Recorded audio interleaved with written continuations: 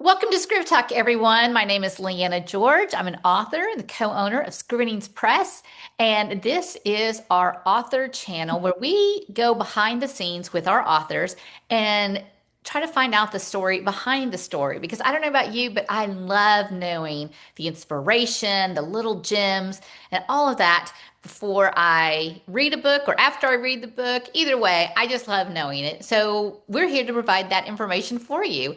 And so I'm glad you've chosen to join us today. I am visiting with my good friend, Christina Rost. She is not only a fellow author and friend, she also is part of the Scrivenings Press team. So we are so grateful. If you've seen any of our videos, then you know that Christina is the person behind them. So we're very grateful and excited for her. So welcome to Script Talk, Christina. Hi. So glad that you're here. I'm so glad you're here. Well, let me tell Thank you. you Thank guys you. a little bit about Christina. She is an award-winning author, mother to three amazing children, and is married to her high school sweetheart. While she currently resides in Oklahoma City, she lived all over the US, a few years in the UK, and she loves to travel. See, sister after my own heart.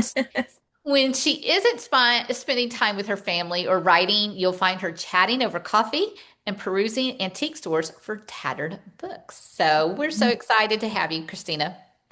I'm excited to be here. Oh, yes. Well, we're going to be talking about your new book, Silent Storm. It's a third book in your series.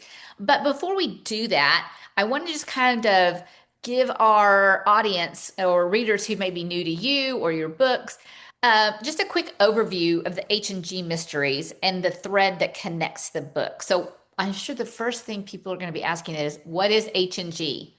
Yes, yes. I actually get that a lot. And yeah. So H&G stands for Hunters and Gatherers. Okay. And I really wanted to create a society that hunted for family heirlooms, religious relics, and not something that necessarily meant something to the world, but Uh-huh. meant something to the people that were missing it. So it was Okay. more like a sentimental, but I Yeah. also wanted to, in order to do that, I also wanted to up the stakes a little bit. So you have to kind of balance that, Sure. right? Yeah.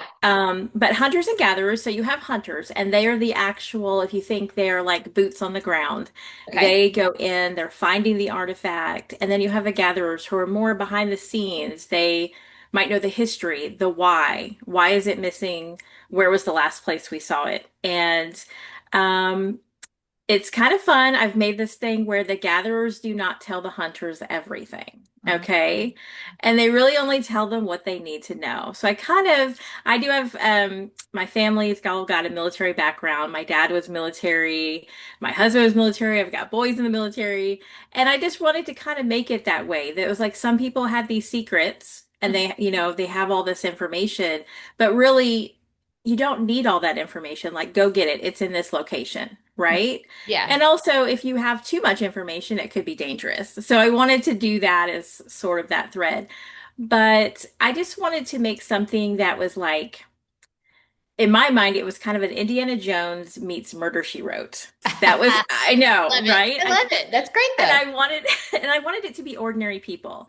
So I want it to be like the IT guy or the teacher, the music teacher, because we all have these great, I don't know, little quirks about us that really could be used for something kind of cool like that. So, That's really neat. Okay, cool. It's good to see. I did not know that about your yeah. series. So I love that. So the first book was Hidden Legacy, hmm second one bestseller, and now you've got Silent Storm releasing this August. So how does the newest book fit into this H&G larger world? Okay, so actually, so bestseller was number one. Okay, Bestseller I was, got them yeah, back. and then Sorry. Hidden Legacy. That's okay. So, bestseller starts off with James, and this one is Henry, and this is Henry. Henry is James's brother. Okay. So, and they are the Taylor brothers from England, and I really have them as kind of the hierarchy in Mhm. H&G. Okay. So they're from this family that's been around, the Taylors have been around since medieval times, right? Yeah. And so they're actually just really deep into this. And then as I'm bringing in other characters, it's kind of people either learning that they're part of H&G through a familial type connection, Uh-huh. or maybe they didn't know about it at Okay. all. So, Okay. Cool. Cool. And so did you, because of your background, I guess, in traveling, mhm. did you intend to always give it this international flair? Well, I love England. Okay. So, so I really started that as the Taylor Brothers home base, Uh-huh. but I also envision having several home bases around the world.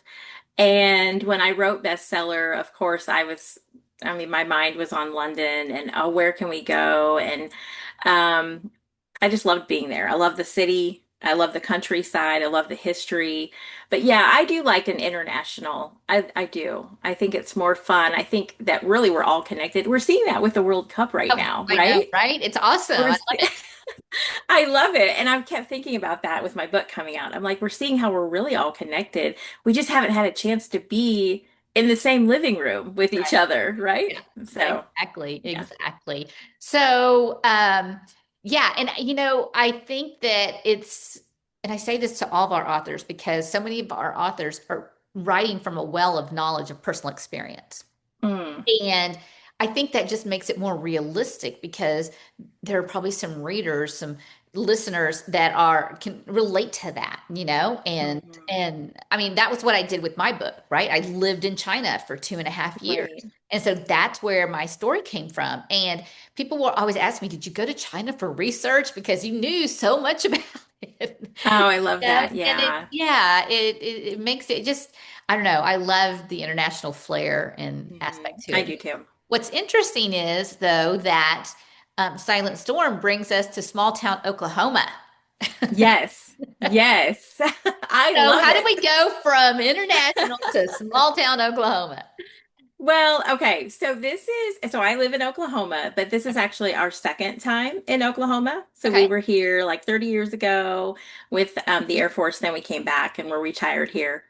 And I don't know if we'll stay here because we keep thinking, oh, let's try this place. But my thought is, I love the small towns Okay. that I've been in, right? I've lived in big cities, I've lived on the East Coast, West Coast, but the small towns have something. They have something. It's a connection, it's a feeling.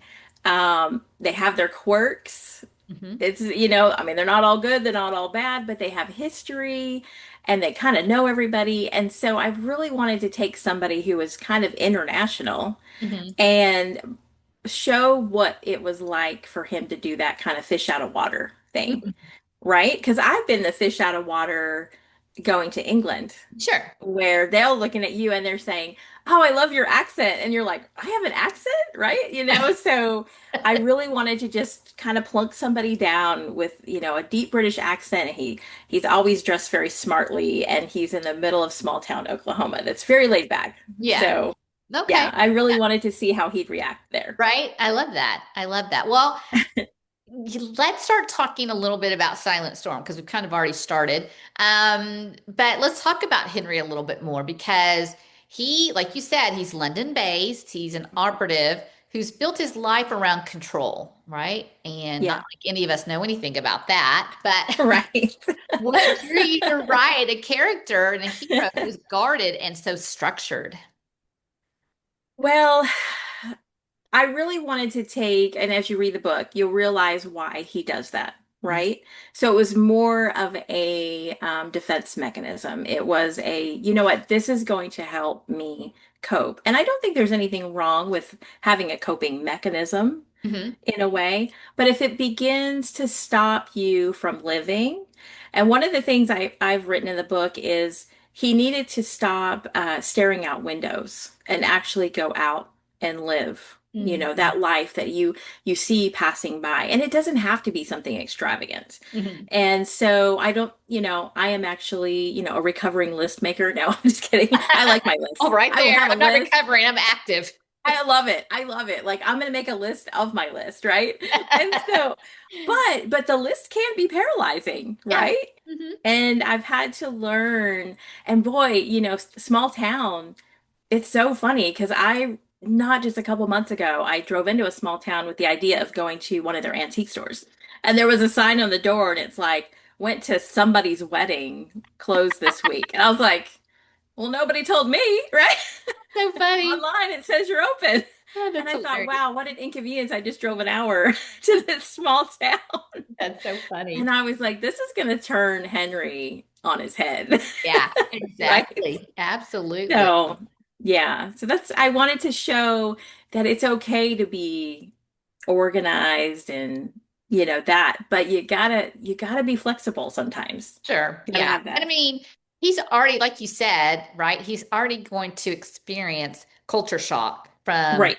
London to Oklahoma. But now you're going from big city to small town. And that is also going to be another shock. So you've got these layers that he's going to have to unpeel, right, as the story Right. goes on. So yeah.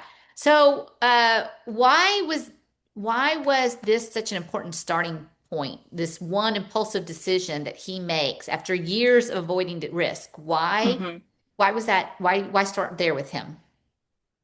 I don't want to give too much away from the beginning, Of course. but there are a couple things that happen just right in the first chapter that kind of poke that bee's nest a little bit. Okay. And I think sometimes, God does that through other people Yeah. and just kind of like gives us a little nudge, like, hey, it's time to wake up now, Yeah. right?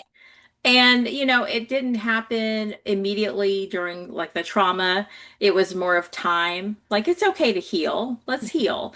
But now it's like, now's your time, right? Yeah. And so I just kind of that's what I wanted to show in the beginning chapter is just the little things that kind of woke something up in him. Mm. And then he had to make that decision. Am I going to do this? And it's not even dangerous, right? Yeah. To fly to Oklahoma. What can happen in Well, Oklahoma? Okay, being a so we had Tex like, being a Texas girl, yeah, to me, Oklahoma is, dangerous territory. So yeah. that's hilarious. Oh, but yeah, so we do. We have to have those things that stretch us and move Mhm. us out of our comfort zone. Absolutely. And we see that. Yeah. Now, one of the things that is definitely outside his comfort zone is your female lead, Paisley Snyder. Mm. Because she seems to be Henry's opposite in just so many ways. She's warm, she's rooted, she's joyful, she's connected to the community. So, what did you enjoy most about creating her? I think she's a little different than I actually like to write. I think I really wanted to push myself on this one Uh-huh. because I kind of want to write that immediate, strong female lead, Mm. right? That you kind of see those things like, oh, wait, she's going to come out and she's going to do something Yeah. here. But when I started writing her, I actually didn't think I want the opposite of Henry. The words that came to my mind were hopeful expectation. Mm. And that's what I wanted her to embody. Now, she has her struggles that you'll find out in the story, but there's a hopeful expectation that I believe that's what Henry's drawn to. And Okay. so I just thought that was kind of neat. But it's also cool because the next layer is her town also has a hopeful expectation. Gotcha. So, Yeah. yeah. Yeah. So, yeah. So, do you tend to find yourself, because it's like you've got a grumpy sunshine, opposite track type trope going on here. Is that hmm something you find yourself leaning to as a writer? I do actually. I kind of do feel that way, and I'm not really sure why. But yeah, I do. I think it's because I know that, well, first, I love writing about love, right? I do. I love hearing people's story. How do you meet your spouse? And so for me, I always just think that we can make each other better, right? We Yeah. don't, right? I don't love the whole, like, I know we always like, oh, he completes me. No, like, take what you have, take this, and then you put it together, and there's kind of this burst of what has come as Yeah. a new. Yeah, so yeah, I do kind of lean towards that a little bit. Okay. Well, I mean, because there are some people who definitely just want that trope, Interesting. want Yeah. that kind of lean towards those stories. And so I think it's always good to kind of know if an author tends to go that way. Then Mm, the reader can know that that's probably what they're going to see, and they'll probably like reading your story. So, right. okay, now what I love most about this story, there are lots of things to love, but what I love is that Paisley owns a bookstore, a bookshop, Yay. which is such a All of our dreams. right? Oh, I do have a dream of opening a bookstore one day. That's just Right, life right. dream. But we're about to move to a small town of about 3,000 people from Houston to Oh, wow. small town, Texas, 3,000 people where my husband grew up. And I would love to own a bookstore there, but it's the library right there. I'd hate to just, take away from Hmm. it. So, but yeah, how does the bookstore play a role in the story and shape it? Well, um, I knew that if I was writing somebody for Henry, she she needed something, right? She was an ordinary person. Mhm. And so I needed something that when she was kind of introduced to his life, like how is she going to help in this mystery? I Hmm. always kind of think of that. Sure, absolutely. And so, yeah, and so I was thinking, okay, she loves books, she loves her town, but I wanted her to be big thinking Mm. but small town anchored. And so that's kind of why I did that because what do books do but take us everywhere, Yeah, right? yeah, And then I thought, she loves this. This is her sanctuary, is her yeah. bookstore. Hmm. And again, you'll find out, why. But I realized as I started forming her that her sanctuary was also kind of not allowing her to expand. She Mm. had a dream of seeing the world, Hmm. but she would use that I'm a business owner, I can't leave, Sure. right? Yeah. And so I really wanted to play on that too. Like, okay, not only can you have something quiet like the anxiety that Henry is carrying, Hmm. and that's why I kind of thought, with the silent storm thing, but I was thinking with her, this is a perfectly good thing, Yeah. right?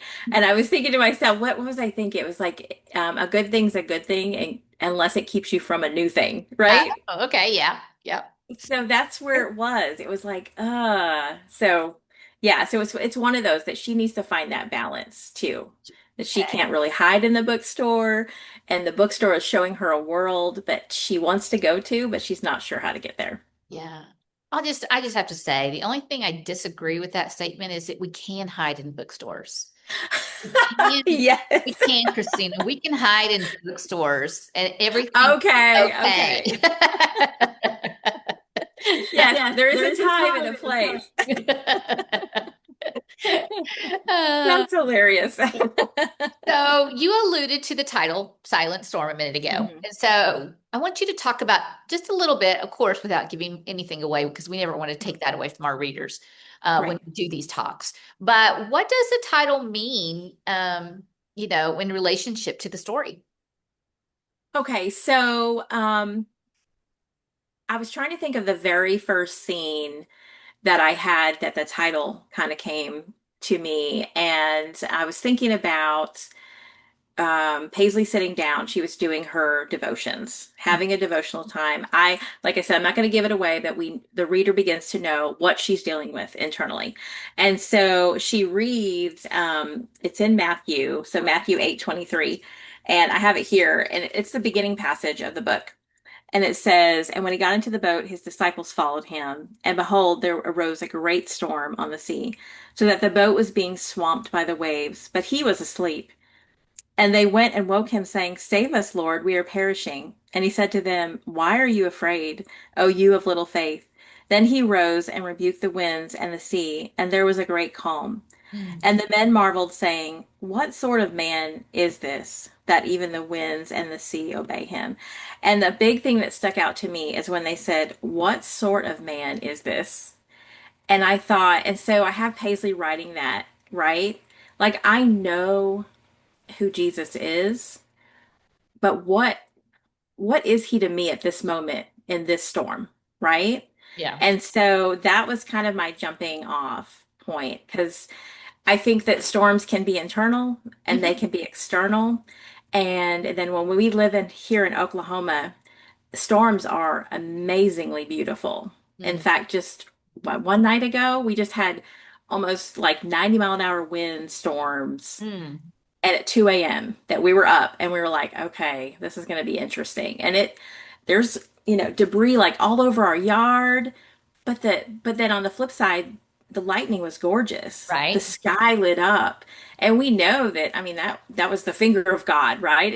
Right. And he's in charge. But I think about that and I thought he is the ultimate silencer of every storm that we go through. And Mm, so that's kind of where I went with that.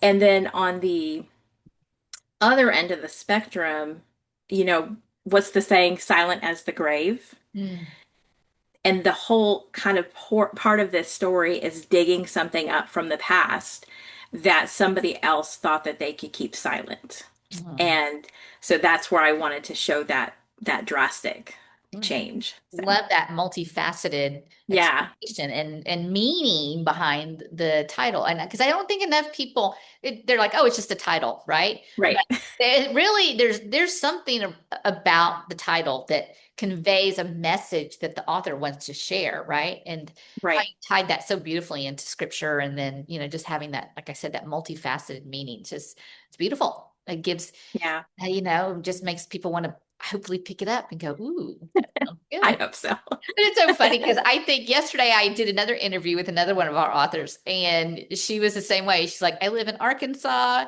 and in the summer we have storms.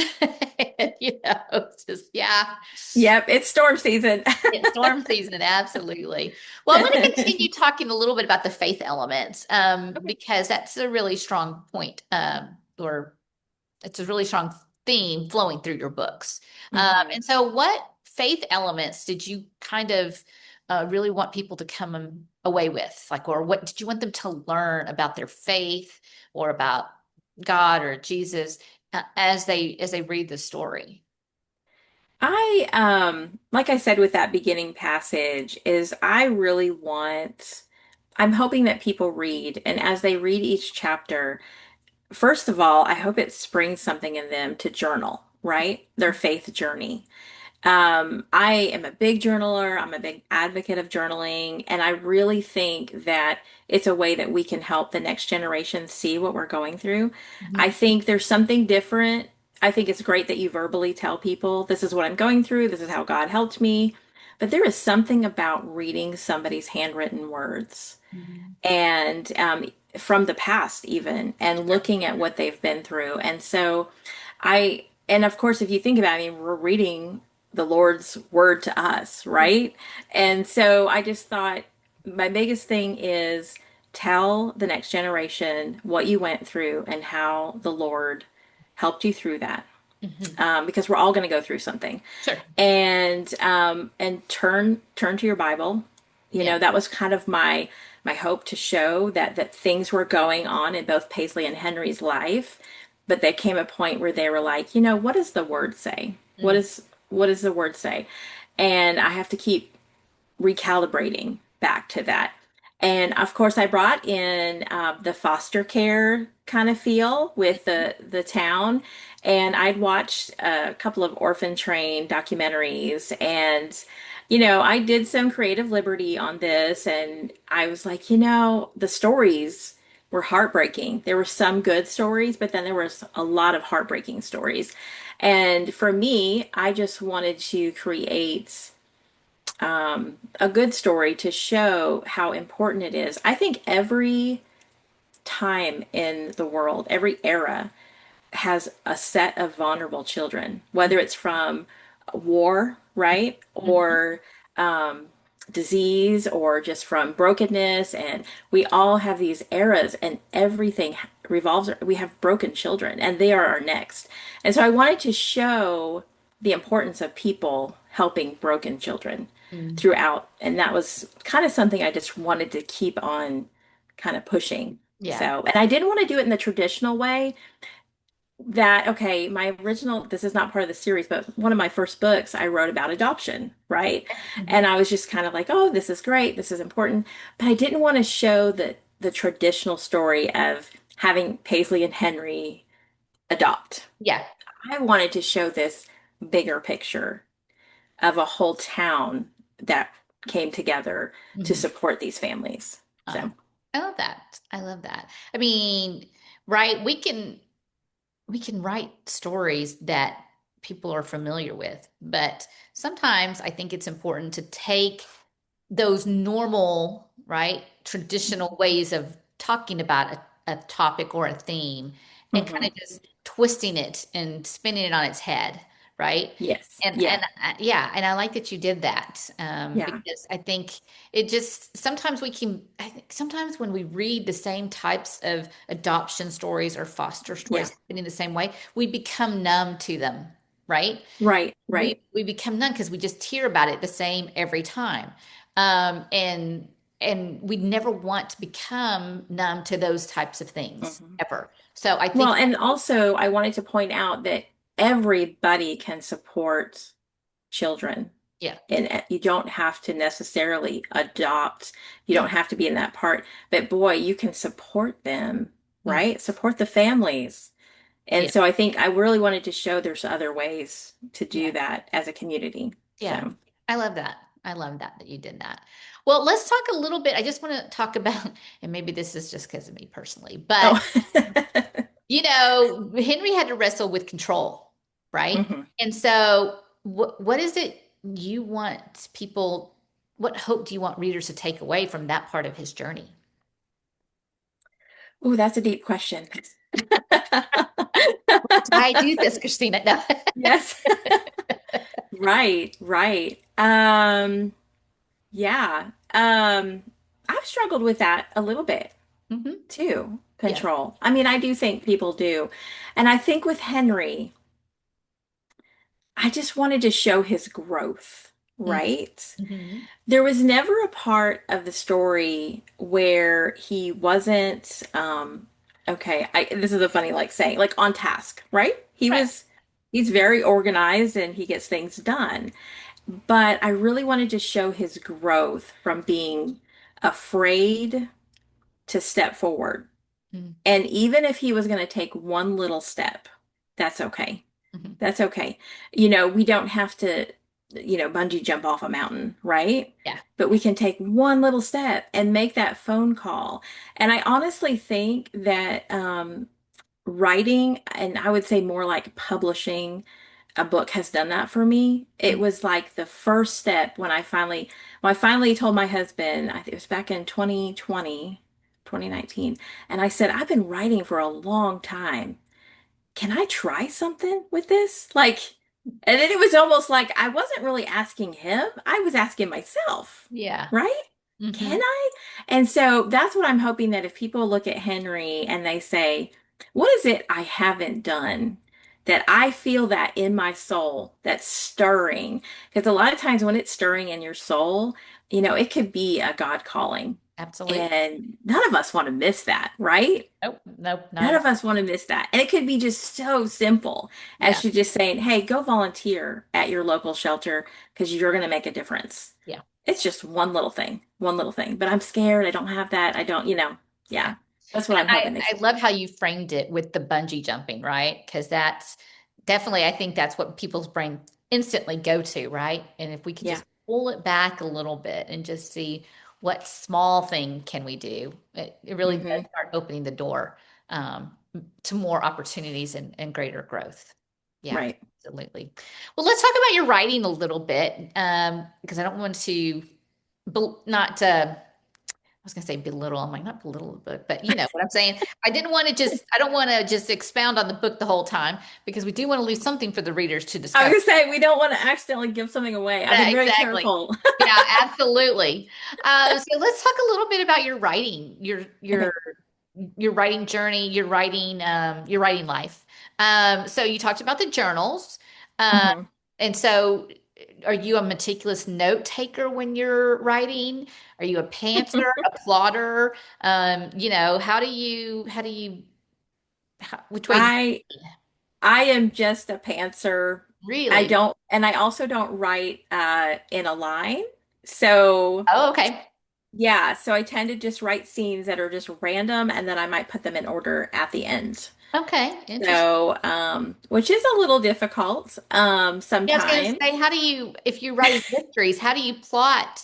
everything so where it's going to line up and give the clues you need to. I don't often plot those mysteries. Yes, it's really funny because um and of course it's on the back, of the book. There's a rusted box. Well, my friend has a ongoing joke with me. She's like, "Have you ever actually figured out what is in that rusted box?" And I said, "You know what? It's going to print. So that's what's in the rusted box is what's listed in the book." But every day I'd be like, "Oh, that should be in there. Oh no, take that out," right? Constantly changing because the story was developing Hmm. and my characters develop. They say something, you're like, why did you say that? Right? Oh, Yeah. okay, we're going this way. No, it's kind of a mess when I write, I'll admit. I'm getting ready to pitch a novella, and it's been a little funny because like they need the first three chapters. I was like, oh, okay. Like, how about just a couple scenes? No. Right? Yeah. So I had to sit down and be like, I'm going to punch out these first three, but they may not look the same in a When year. they're done. So Yeah. Yeah. yeah, That's but true. yeah, so I do. Now research, I love to research. So, but I like to do hands-on. I went to a bunch of museums around here.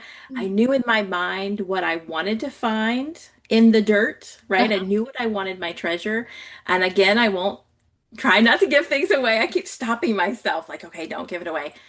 There was one thing in particular that I wanted them to find. And I have a friend who lives a couple of miles east of here, and she knows the history of the area, Uh-huh. and I think she even runs the museum of that town. And I said, "This is what I want to find in the dirt. Is that even plausible? Mhm. Right? You know this place." And she goes, "Yeah, let me tell you this story." And Oh. she tells me this story of some of these treasures that were found on what they call around here, 100-year farms. Oh, okay. 100, yeah. And I said, that is perfect because that's what I need. I need to know it's plausible. That's really important to me because Yes. I don't Oh, write absolutely. fantasy. Yeah. And then the other thing was my box. I needed to know that what was in my box was plausible. And I went a couple miles north, up by where like in Pawhuska and that kind of thing. And I went to a museum and I'll never forget. And I was with my other writing friends. So we kind of geek out, right, over writing stuff when we go to museums. And there's a glass box and it said, this box was found on a farm. And Oh. it gave the date and it was in my time frame and it Oh. showed everything they found in it. Oh. And I said, my stuff's plausible because There I was you like, go. that's it. That's it. That's my Yeah. box. Yeah. I love So that's that. the kind of stuff I like to do. I'll go on eBay and look for something. It's so funny. One of the items I put in the book I found, and sometimes I like to buy things, right? Yeah. Just to say, like a little, I don't know, little trinket that kind of goes with it. Well, this one was $4,000. Oh. So I was like, no, I'm not buying that, but at least I know it exists. So Uh, that's how I research. I'm like, I just want to buy the little trinket and play with it and yeah, see. that's yeah. Mhm. That's so cool though. That's really cool. Because Yeah. yeah, you just never know how something will, when you're doing your research, will just fall into place the way you need it to be, right? Yes. I Yes. remember I had watched a documentary on orphans because my book had to do with that as well. And I was stuck and I Mhm. was out on my walk and I'm just talking to God, how am I going to get unstuck, right? And the thought Right. just came to me, go back to the beginning. Go back to the beginning. And I was like, well, that would be my research. So I started going back through all my stuff and decided to rewatch the documentary. And sure enough, there was just something in there. And I was like, that's it. That's It's what's it. going to get me unstuck. Um, Right. yeah, so it's Yeah. wonderful how the research can really help us when And we're, I think that's why I started writing mystery and suspense, yeah. honestly. I wrote a novel. I always tell people it's in my vault. I wrote it 17 years ago, a Oh. full length novel. I keep breaking it out. I keep trying to fix it because I love it. Like I'm just invested in this novel, the story. But it needs more suspense elements, Hmm. right? And it's there. It's just I need to amp them up. But I realize I'm going on a treasure hunt as I'm writing. Yeah. So that's probably why I like the mystery because I keep thinking to myself, "Oh, wait till the reader figures this out," Right? right? Yeah. I hope they got that. I hope that when they see that trinket sitting there, they know I put that there for a reason or something. So, Yeah. Yeah. yeah. So, what was the most challenging and what was the most fun part of this story to write? Again, no. Okay, let's see. I'll start with the most fun. It was the cooking scenes. Oh, okay. And that's where I wanted to add my romance. Okay. And so, oh, sorry about that. I turned all my sounds off. But we are getting weird weather. So I'm Oh, getting, now those alerts. I'm like, oh, yeah, thunder, lightning. We're getting notifications. That's funny. Um, so yeah, I haven't done like a cooking romance scene, and I Okay. didn't wanted it to, I wanted it to be fun and I don't know. I think that was my most fun. There's cute banter. And then you of course got the one who cooks with her heart, right? And the Yeah. other one that's measuring, at the line, right? Yeah. Like don't move it. I cook with my heart. The kitchen's a mess. I'm like, just throw, something Yeah. in there. So that Yeah. was probably the most fun, was writing those. I wrote them, I went through over and over and I kept adding stuff. Uh-huh. Like, okay, add that, add that. So I hope when the readers read that, they pause for a minute and read that real slow Yeah. and That's just fun. enjoy it. Yeah. And then you said the most difficult to write? Yeah, but hold on a second, because you and I spoke the other day and we talked about recipes. The recipes that are in this book, you made up yourself, right?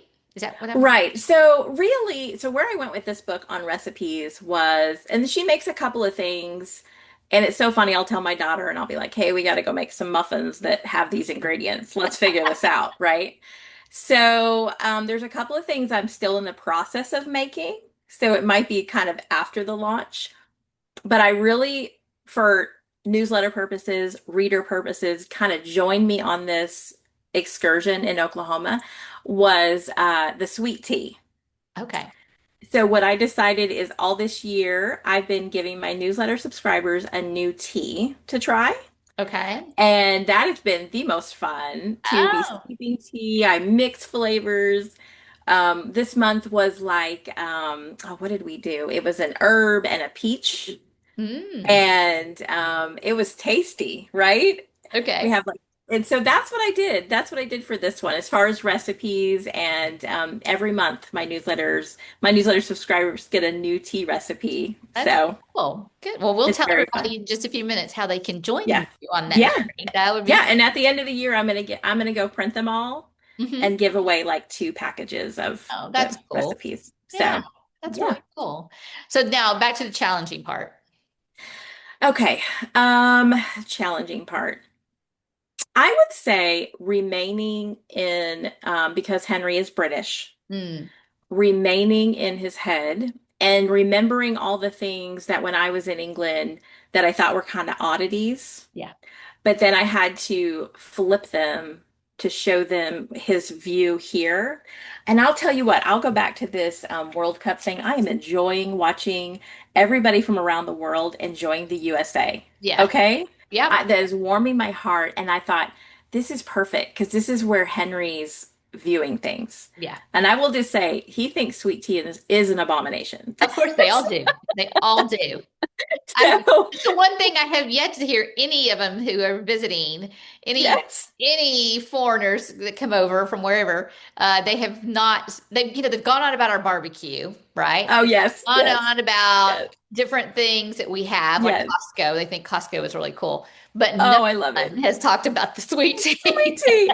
But I will tell you the weirdest thing for us in England, so this is carrying on the difficult was like when we would get sodas or drinks, and if you've been to Europe, they don't give you ice. And then Yeah, when you ask for ice, they give you like one little cube, right? And we want that ice. We want the Sonic ice, right? So I just really, it's funny. I wanted to showcase those things. And I will tell readers, if you are enjoying watching online, these people experiencing this, then I think you're going to like this part of the book because you're going to see it carried over. yeah. But it's also fun because it's fun to see her response, Hmm.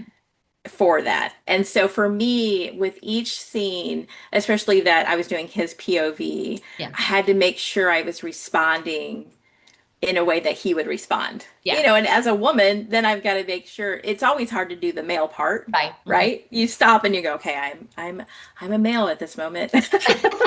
I am writing in the male, and a lot of times I'll run by my husband and say, "Would you say this? Yeah, Yeah. what were you would you think this? Because I don't want to do that." And but then you add, the British flair, Oh, which yeah. I love. I Yes. love.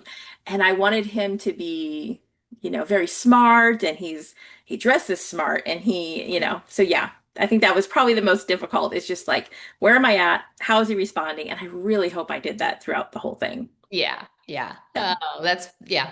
It is hard. It's hard to write from a woman to a male. It's hard to Yeah. write. For me, it's hard to write romance because I haven't dated in like 35, 37 years. So I'm like, I don't know. I mean, yes, my husband and I have romance, but I don't know about how to make interesting other people be romance. So I stay away from that. Funny.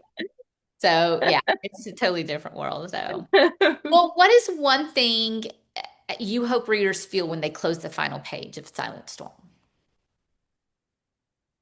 Um, I can tell you the final page will put a nice little bow on the whole story. Mm. And so I really hope they close it, take a big, long, just release a breath, right? Feel satisfied. Mm. Feel satisfied. And I really hope then they turn again, like I said, turn into Matthew, read that passage. This would be really cool. Read the passage at the beginning of the book, read that same passage at the end of the book, Mm. and let's see, did it carry on? Did Yeah. it carry on that message throughout the whole thing? And then what does that mean to Mm. you as an individual? So I think that would be my hope, is that you feel, satisfied, just a deep breath, kind of release. Yeah. So, yeah. Okay. All right. Well, what can readers look forward to next from you? Well, I'm pitching a novella with Mhm. a couple of authors from Scrivenings, and so that's been fun. I'm challenging myself because it's a lot less words. A couple Yes. of the ladies, they're like, "Okay, Christina, you only have this many words." Yeah. I want to build a whole storyline, and I'm thinking, no, but that's where I'm going next. I'm doing that, and again, I work on my little story from the vault all the time. It Yeah. has a title. I mess with covers for it. It's so funny, what we do as authors. And I have a friend, she's like, someday it'll be in print, Yeah. you know. And then I actually have 30,000 words on a thriller that I started. Okay. So I Exciting. wanted to go in. It's a little different. There's a little bit more POV stuff going on. So I do have a little bit of a POV from the thriller side, the villain. Okay. It's a little different for me. So Yeah. I just kind of decided one time at a retreat, I'm like, you know what? I'm gonna try writing a thriller. There you go. There you go. Yeah, so Um, that's kind of where I'm at. okay. I was going to say about the novella, you could write it and then you could, if you still have lots of words, hmm and still want to, you could always make that its own novel too laright? With the That's novella true. as an That in. is true. So, Yeah, that's a good point. I never thought about that. yeah. Yeah. So, all right. Well, see, I have tons of ideas, just no time to execute them on my own. So, Yeah, right, right. We all have folders. I have tons of tons folders of of folders. Oh, big yes. started stories, right? Little Yeah. starts. Just this Uh, morning, I was like, oh, wait, the second chapter I just wrote isn't going to work. That's not plausible. And then I was like, oh, but what if they already aren't engaged and he proposes to her, And so just, my brain's already screwing up and yeah. the first two chapters I've written. Oh no. It's just that That's way. funny. Yep, I get Well, it. yeah, yeah. Well, thank you so much, Christina, for joining us today. I've loved having this time to visit with you and talk about your book, and very excited for it to come out and for people to find it and enjoy it as well. So, thank you so much. Thank you. Thanks Yeah. for having me. Well, before we close, let people know where they can connect with you. Okay, the best place is on my website at ChristinaRostAuthor.com. Okay. And then I would say sign up for my newsletter.